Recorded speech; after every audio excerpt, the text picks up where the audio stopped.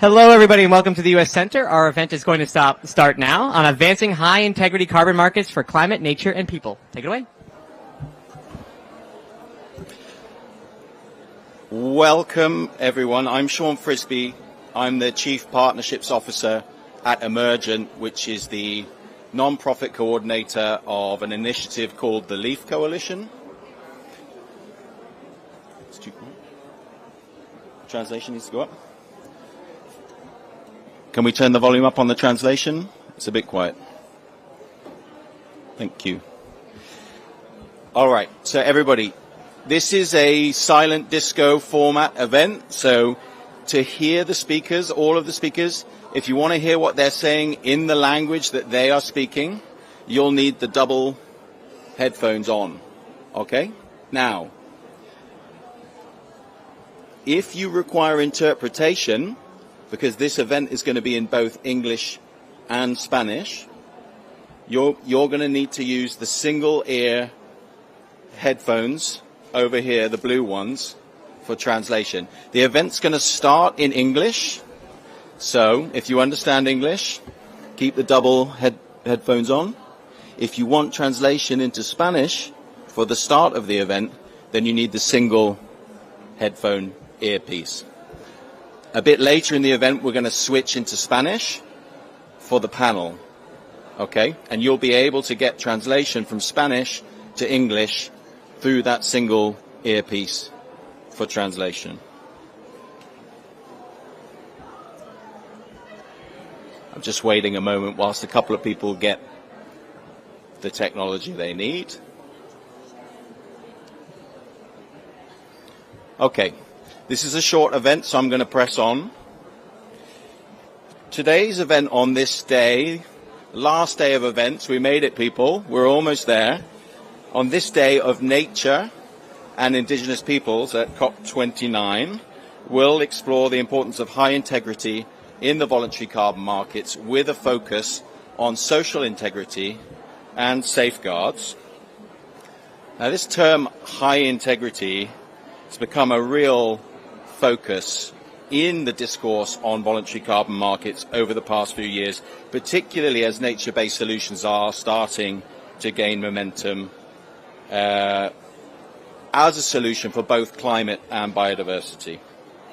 And high-integrity carbon markets are an absolutely essential tool for addressing climate change and nature loss.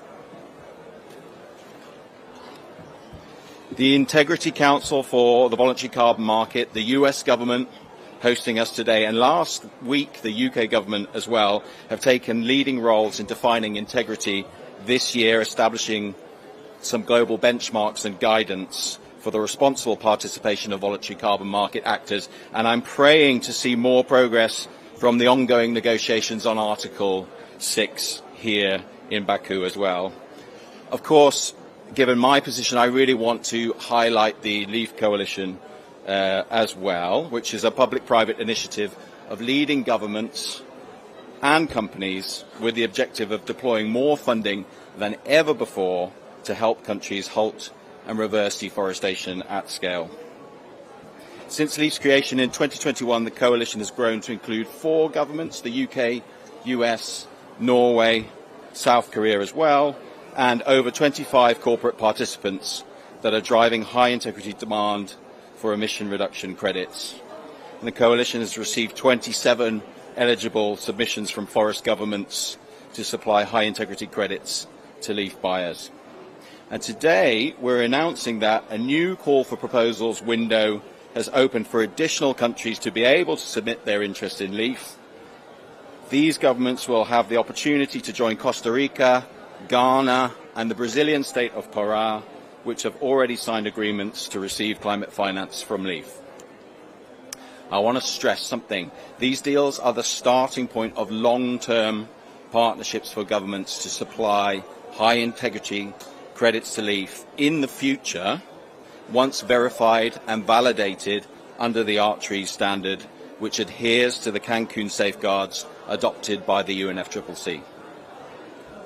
Now, today, I'm really excited about this event because we're going to hear a lot about the inspiring example of Ecuador, one of the countries that is making advanced progress in REDD+ and towards signing an agreement with the Leaf Coalition, and with a focus on one of the most important issues, the role played by indigenous peoples, by Afro-Ecuadorians and by Montubios. Now, we had really hoped to be joined by colleagues from the Ecuadorian Ministry of Environment today, but as many of you are aware, I'm sure, Ecuador is currently involved in a drought and hydropower crisis, the likes of which it has never seen before, and the Minister and their team have remained at home because they're playing a central role in the ongoing efforts to restore power across the country. But we're really grateful, especially given this critical stage in the negotiations, to have 3 members of Ecuador's UNFCCC negotiating team here with us in the audience. Thank you for making some time to step out of that, and I hope things go well in the next 2 days. We're counting on you. However, the Deputy Minister for Environment was kind enough to take some time to send us a short video, which we're hoping is going to work, and we're going to try and play to you now, and you should be able to hear through your headsets, and there will be captions on screen for those who want to know what's being said in English. So, let's play the video. Ecuador cuenta con una biodiversidad inigualable. Tenemos el 8% de especies animales del mundo y el 10% de la flora del planeta. Además, el 49% de nuestro territorio continental, es decir, 12 millones de hectáreas, está cubierto por bosques naturales, de los cuales el 75% está en la Amazonía. Cada rincón de nuestro patrimonio natural constituye un tesoro que debemos preservar. Nuestros bosques representan los pulmones del planeta, pues absorben aproximadamente 6 billones de toneladas de contenido de CO2 equivalente, aportando así a la regulación del clima.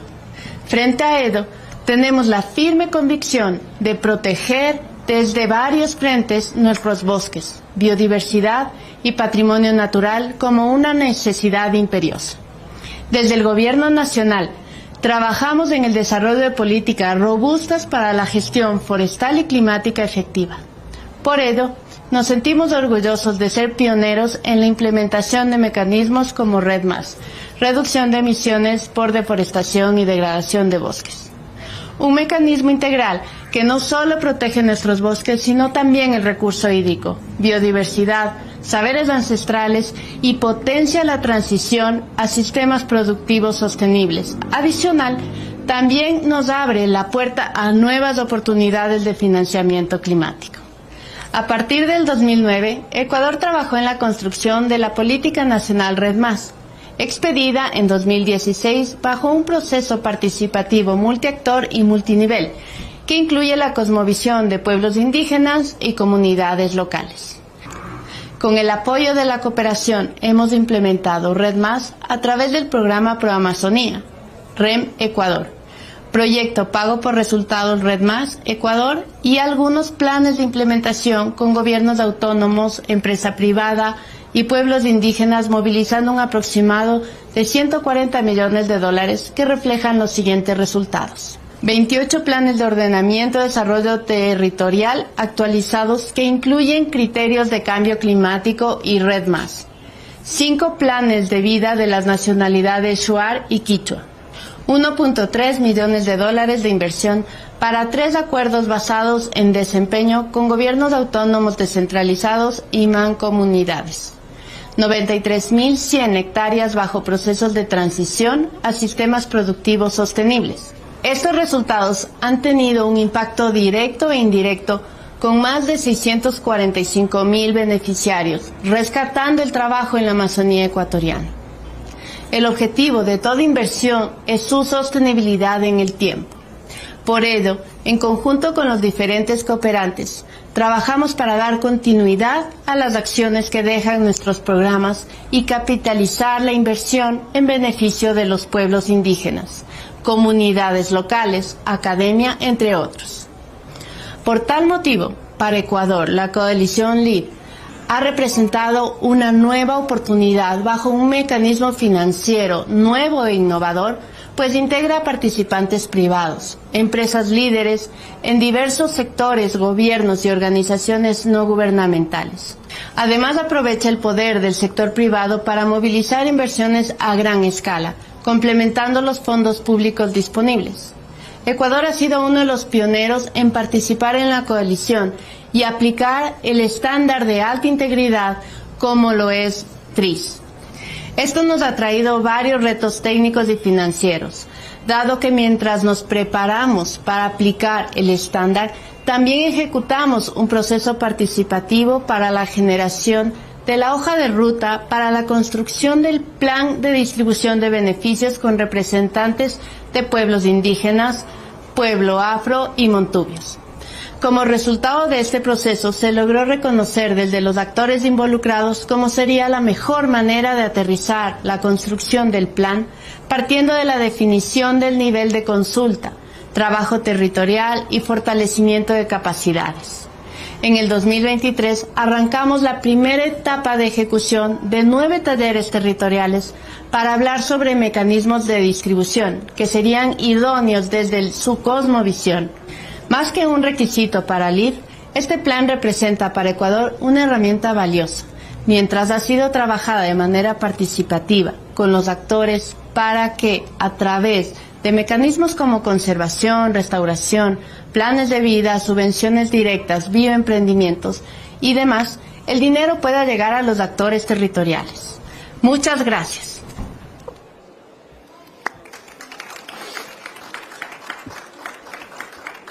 Thank you. You can pass on the applause. Thank you. Well, that was great, and I'm really glad that we got to do that in the situation. It's just brilliant that they were able to make some time for us for that. Now, time is ticking, but before we move on to our panel discussion, we're really grateful to be hosted here by our partners, the US and the US Centre, and I would like to invite Francis Seymour to give us a short pep talk. Francis is Senior Advisor on Forests to the Office of the US Special Presidential Envoy for Climate. It's a mouthful, Francis. She's going to help set the scene for the discussion that's going to follow. Thanks.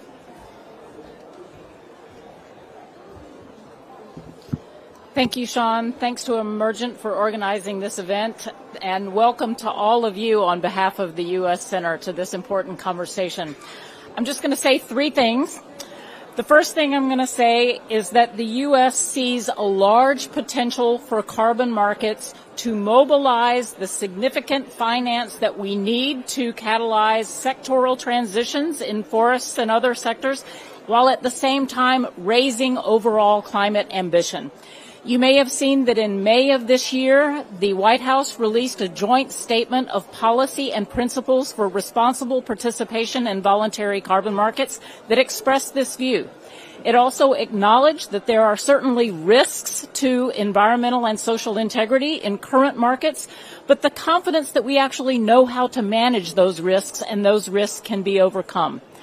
The second point I want to make is that this carbon market finance is especially important for forests.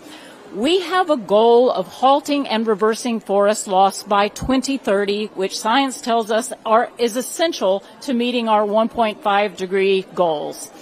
And we know that paying for forest carbon results and credits is one of the most mature instruments that we have now to actually mobilize public and private sector finance to help us reach that goal.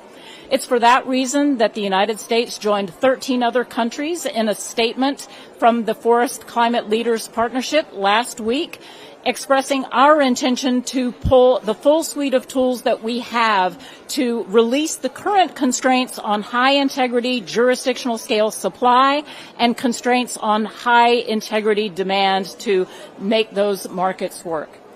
My third point is that the meaningful participation of Indigenous peoples and local communities in these initiatives are absolutely essential to their success. Some of us are old enough to remember COP29 in Bali when the slogan was "No rights, no red." So we've known that this is an issue and a challenge for a very long time, and we've made an enormous amount of progress since then. The Cancun safeguards were a very important milestone, but we've progressed since then to an understanding that indigenous peoples and local communities are not just passive victims to be safeguarded. They're not passive providers of consent. They're not just passive beneficiaries of revenue flows, but they have to be proactive partners in the design and implementation of any intervention that we want to do, and they need to be at policy-making tables. So for these three reasons, the United States is very proud to be a part of the LEAF Coalition, an active participant in the coalition itself, as well as individual transactions. We believe that the coalition is a mechanism for ensuring high-integrity demand as well as high-integrity supply by using the ART tree standard, which has been referenced, as a way to not only adhere to standards of high environmental integrity, but to ensure social integrity by the inclusion of indigenous and local peoples. So with that, I'll just say that I look forward to hearing more about how these aspirations are playing out in Ecuador. And again, thank you all for being here.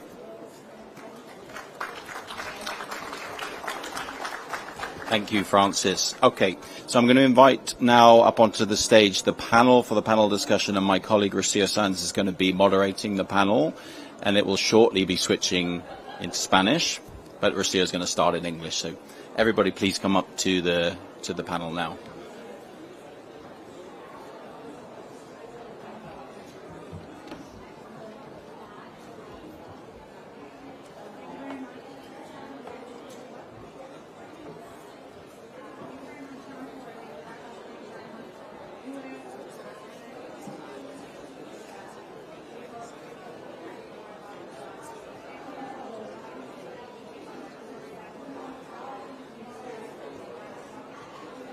Sentimos mucho que nuestro ministro, nuestros colegas del Ministerio de Medio Ambiente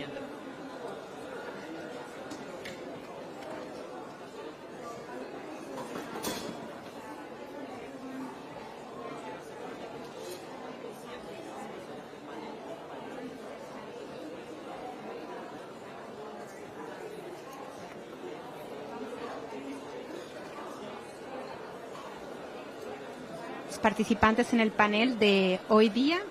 Tenemos a Inés Morales, the highest of Palenqueras, representative of the north of the Esmeralda province in Ecuador. Welcome. We have Torre Langele. We have senior advisor, which is the Norway's International Climate and Finance Initiative. And we have also Santiago Garcia, Senior Manager from RPAC and Conservation Partnerships from EDF, the Environmental Defense Fund. Welcome. I'm going to start making a question for Doña Inés. Thank you very much for being present. We know that you've traveled quite a bit to be with us here today. We wanted to welcome you for your presence. If you could share with us what has been your experience with the RED Plus project in Ecuador and the opportunities that your community and others have to participate.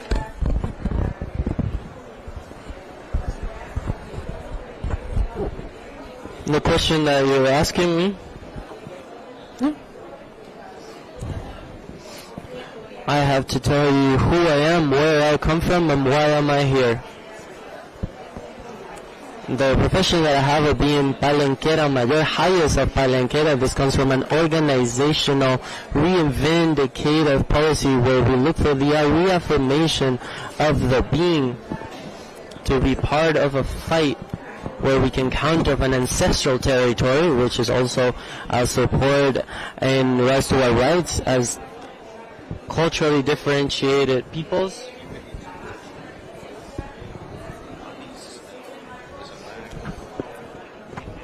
There's a process in the process of the comarca, in our organizational process, within one of the territories, in one of the highest mangroves in the world, where, we're brothers with Colombia. As you know, the mangrove ecosystem is a forest that contributes to the 10% of sequestering the carbon dioxide beyond any other forest. Thank you once again for listening here to the presence of a black woman, where I can now say that for us, the experience that we've gained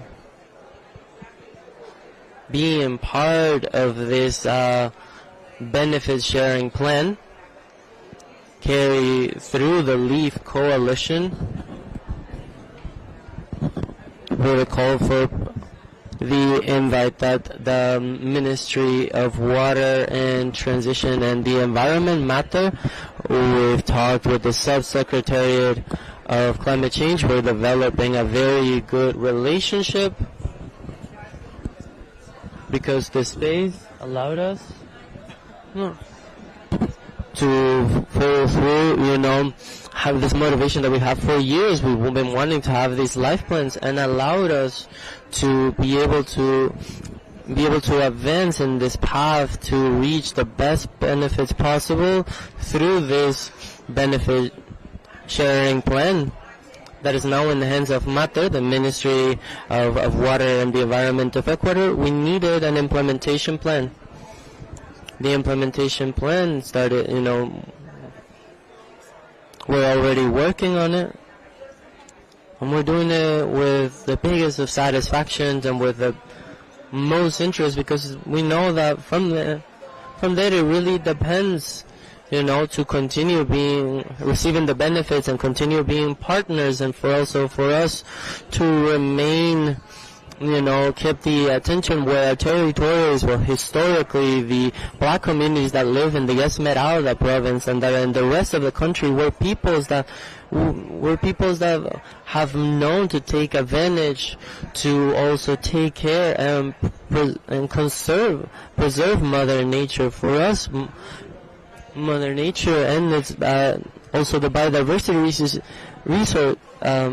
resources, it is through those that our ancestors and our elders has taught us how to take care of it, and this is a little bit of what I can share with you, and that's why we consider that the LEAF Coalition and the MATER as a state institution, the Ministry of the Water and the Environment, they're working within the framework of communities so that the communities can be prepared, for all of these development models, economic models.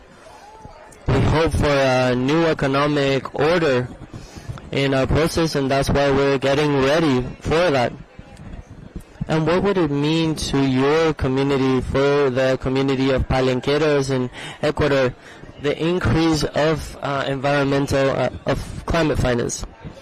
Yeah, to understand climate change, today it moves us, it asks us, social justice asks us, for us, from the process of the Comarca and in the name of the Afro-Equatorian people of my country, of our country, that it was the country that, since we've contributed since its birth. We say that we've been there since before the state was born. Today we have rights, like safeguards.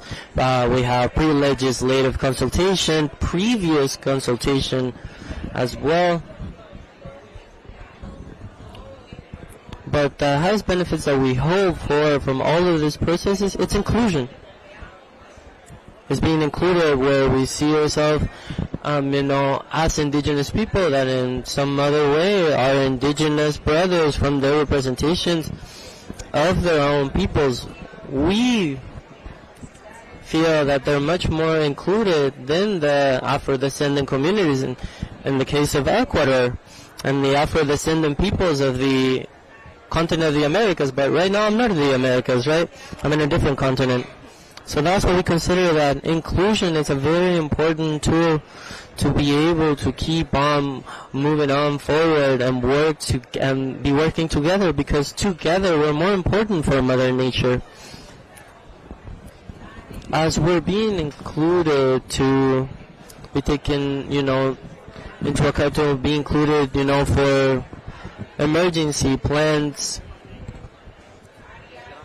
to be able to give alerts to our communities, protection areas in the face of the impacts that climate change. We're having some onslaught floods, communities that are threatened, at the very least in the mangrove communities, because the few homes that are there left, we're really quite worried. We just we just finished a project with the Worldwide Program, the Worldwide Food Program, where we were talking about the measures of adaptation and mitigation in regards to climate change, and we were creating different policies for secure and drinkable water. Now, because of these impacts of climate change, these water systems that we created are having some huge damages, and the communities are asking us, palenqueras, leaders, what do? We can't stop these effects, so we need to adapt ourselves. We need to sort of be mobilizing and moving these water systems with the same communities to identify, areas where they're less, affected by this. So that's why to be part of this benefits through being included, through the inclusion, would allow us to have actions, to have, a budget that would allow us to keep on moving forward, that would allow us to ameliorate the lives, that would allow us to ameliorate the conditions, the livings of our community, and pay attention to this historically. We've lived some exclusion processes where we haven't even been looked upon as human beings that are there, that needs to be paid attention to, that needs to be tended to. In the last years, the governments that are there, they sort of looked a little bit, but they're lukewarm little looks. We need that the way that they look at us is stronger, is deeper. Our elders say that they see us face to face, not from our backs, because if not, we're not going to be well, and we do need to be well. Thank you, Inez, for your testimony. I remain with two concepts: the inclusion, which is very important, and the protection of the mangroves and the forest. Thank you very much. We wish you a lot of success in the next stage working on after this panel. Now we're going to pass along the word to Tore, who's from Norway. Norway has been working in Ecuador for a long time for the forest conservation through the Early Movers program. How is NICSI trying to guarantee high integrity social levels in the initiative that they support? Thank you very much. Thank you very much, and thank you to this invitation. Thank you to this invitation from the United States government.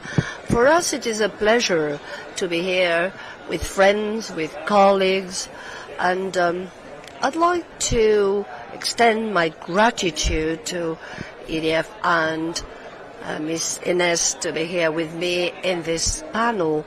The inclusion and the care for the rights of the indigenous peoples and the local communities and the efforts to reduce deforestation have been a fundamental pillar in the Norwegian strategy ever since we launched our NICFI program back in 2008.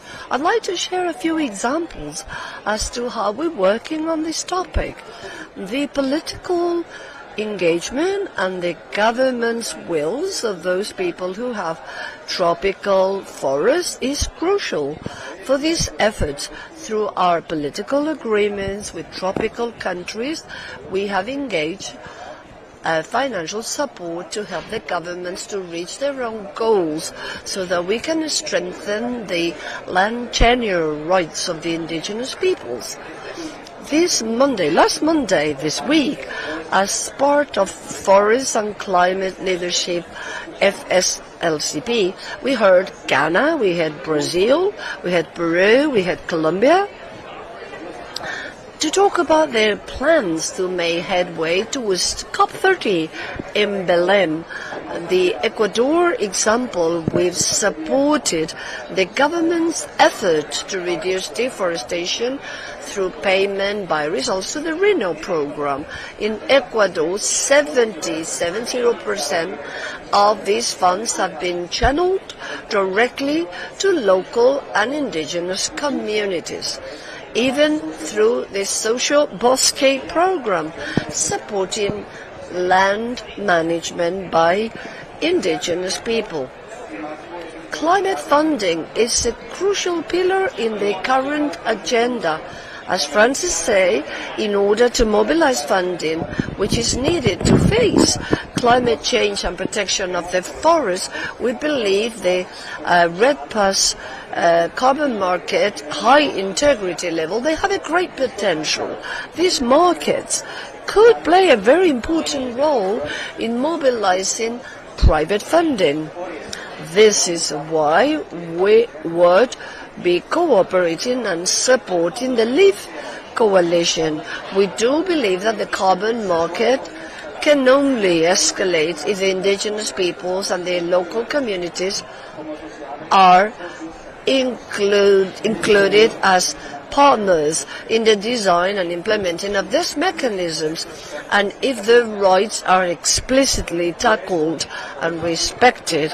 This is why the LEAF coalition buys legal carbon market credits that are under the ART standard with high social protections based on the safeguard from Cancun under UNFCCC. So that the carbon credits from a country receive LEAF funding, they need to comply strictly with the requirements of the ART standard, guaranteeing that the indigenous peoples and the local communities' rights are protected. They enter an agreement to pay an bank with LEAF, and this is a step forward, but the process goes on.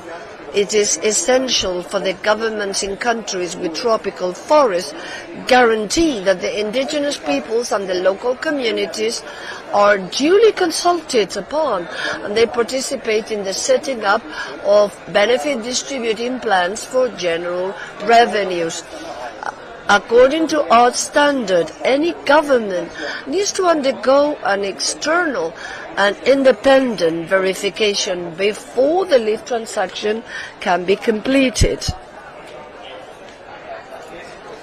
This ensures quality and credibility in the reduction of emissions. Also, for us, it is a pleasure to confirm that we have been verified everything under ART standards, and they've been approved by the ICDCN, which is an additional support to their quality and integrity.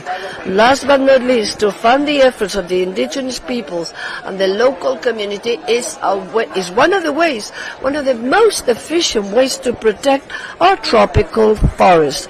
For this reason, and since the LEAF revenues would be distributed according to benefit distributing plans with the local communities and the indigenous people, we believe that initiatives like the LEAF Coalition do have a significant potential to have a long-standing impact. Thank you so much, Tore. I'd like to retain three things you said: inclusion, participation of the local communities and the indigenous people in the participation plan, in the benefits, so that there is also an R3 verification process. There's a lot of ground to cover, but maybe those things are the most important to guarantee integrity. Thank you very much. Santiago Garcia from Environmental Defense Fund, EDF, or EDF in Spanish, works in close cooperation with indigenous peoples and local community in countries like Ecuador and in other countries in the tropics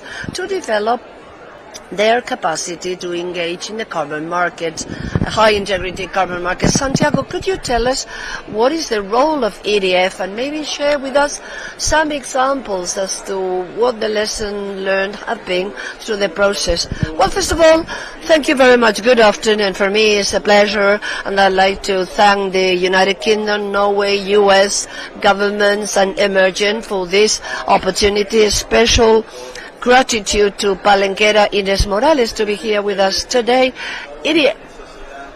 We found there was a need to face the challenge of RED implementing and the indigenous people as a facilitator, helping us to mediate and cover the expectations.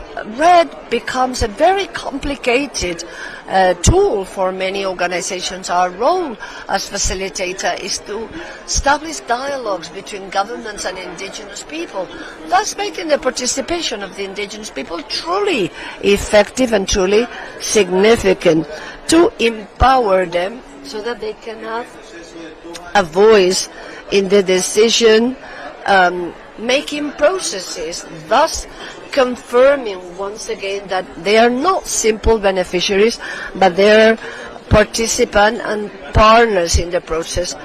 With all of these challenges, and bearing in mind the limitations that governments face, EDF has provided technical and financial assistance to build up a benefit distributing plan, which in the case of Ecuador had managed to include the presence of the African people in Ecuador is an important part of this process.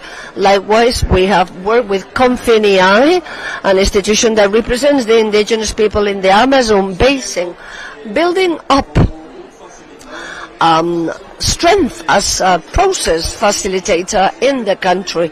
Ecuador decided to design a profit distribution plan that would be like a national plan and not so much like a leaf tool. There have been activities in the territory led by COP29 identifying the needs and the cultural and the appropriate cultural approach. A first stage has been finalized. There's an initial document belonging to the Ministry of Environment that has to be validated by the indigenous peoples, but there's still efforts to propose building capacity, access to capacity building, and to be part of the profit plan distribution in Ecuador. We have also cooperated with Costa Rica. We provide this support to Ghana and other countries to achieve these special tools guaranteeing dialogue and respect and a full and effective participation of the indigenous peoples. Thank you very much, Santiago. This dialogue to implement the profit distribution plan is extremely important, and let us hope that it will be done in the most efficient way. We wish you every success in this implementation. I don't know whether we have time for a second round of questions, or because we're lagging a little bit behind, I'll ask you to be extremely brief for a final conclusion. Not a lot of time available. What is the most important thing to promote social integrity in the carbon markets? Just a couple of words, a short sentence. Well, in my case, as a person representing the Afro-Equatorian people and Afro-Equatorian communities based in Ecuador, I would say inclusion. For us, inclusion is the word right now, so that we can guarantee our participation in this profit distribution plan, thus becoming partners of these profits that should be landed then and there at the community. We say the important thing is the purpose, not the means. So through the coalition, through the international cooperation method, adaptation plans, whatever it takes, the responsibility to provide an answer to the issues we are encountering in our communities, and we think the matter is the state body that is channeling those efforts, and we are very faithful to all of this good faith act, and I'd like to put an end to that sentence, like good faith acts. This is what we expect, we the Afro-descendant people. I'd like to talk about inclusion based on recognition. We still find it quite striking, and this is where I feel it hurts, when we are still not acknowledged as Afro-descendant. I mean, we cannot be recognized as local communities. We are peoples with history.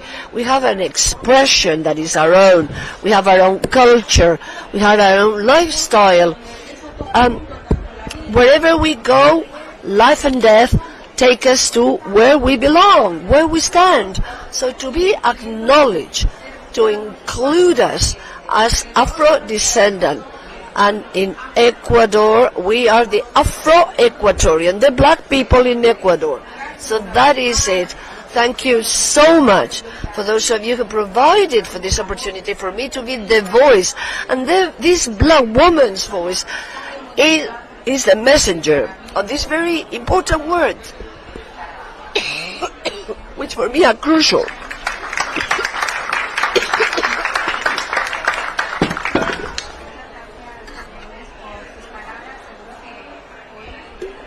Thank you, Ines, for your words. I'm sure many people will go home knowing what Palenque communities are, what the Afro-descendants are in Ecuador. Thank you so much for providing visibility and making us a part of your experience. Tore, very, very, very briefly, what are the important things to promote social integrity? Thank you. I'll be very brief. Well, first of all, I couldn't agree more with Madam Ines Palomares about social inclusion.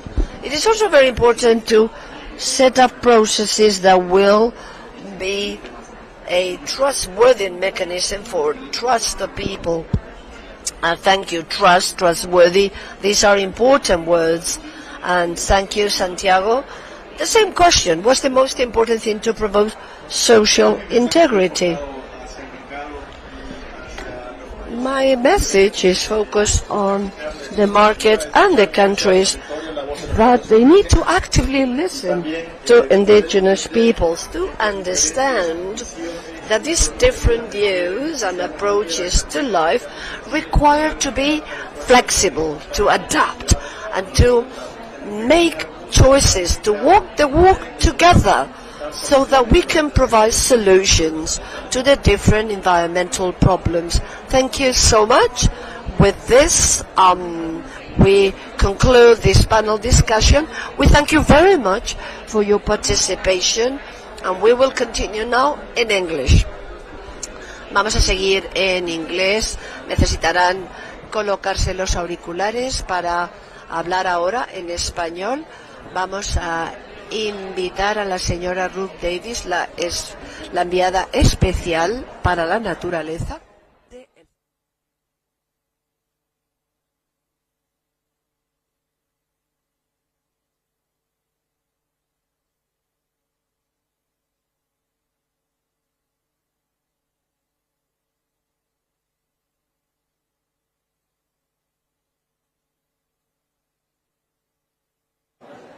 Shall I try again? Better. Okay. Hi, everybody.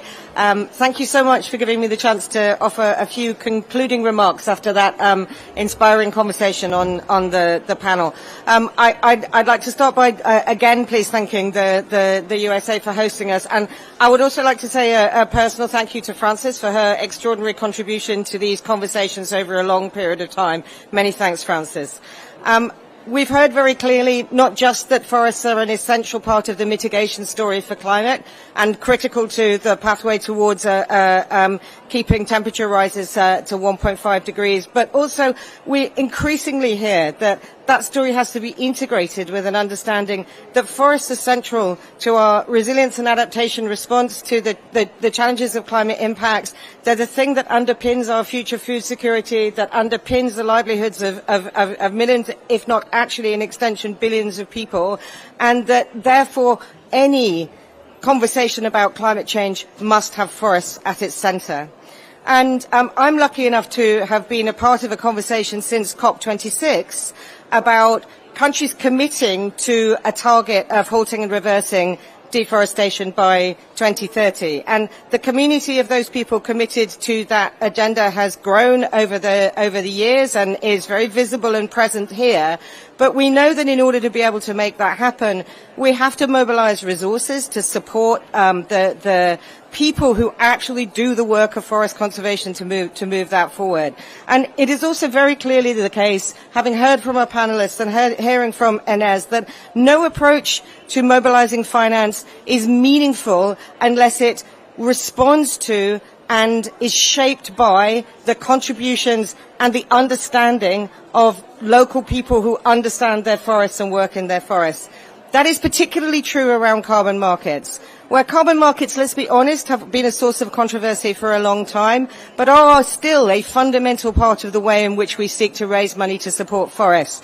So there is a future here, which is based on carbon markets themselves being developed in a way that specifically responds to the demand and understanding of local people. That is the future for integrity in the market. And I just want to confirm that the UK is deeply committed to continuing to scale up high-integrity carbon markets in a way that responds to that challenge, that builds on jurisdictional approaches, and that in future is going to give us an opportunity to ensure that this becomes the highest integrity with the best social underpinning of any form of carbon finance going forward. The LEAF approach is a way of trying to do that. It brings together governments, it brings together the private sector, but fundamentally it needs to respond to demands coming from forest country governments and from forest peoples about what they would like to see for the future of their finance. So thank you very much indeed for the extraordinary contributions from our panelists and to our hosts, and I look forward to us working in partnership in future. Thank you.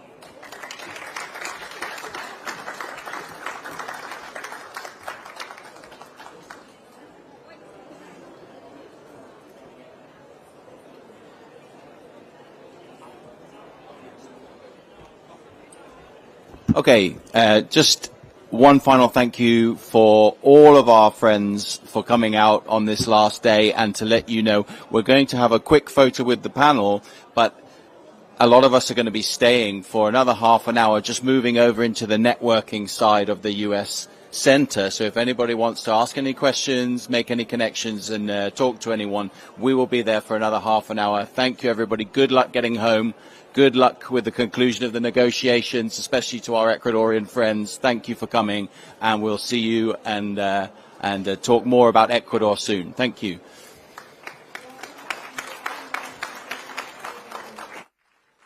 Thank you, everybody, for coming to the U.S. Center. If you have one of those translation devices, make sure you hand them back over here to my left, and you can pick up your badge.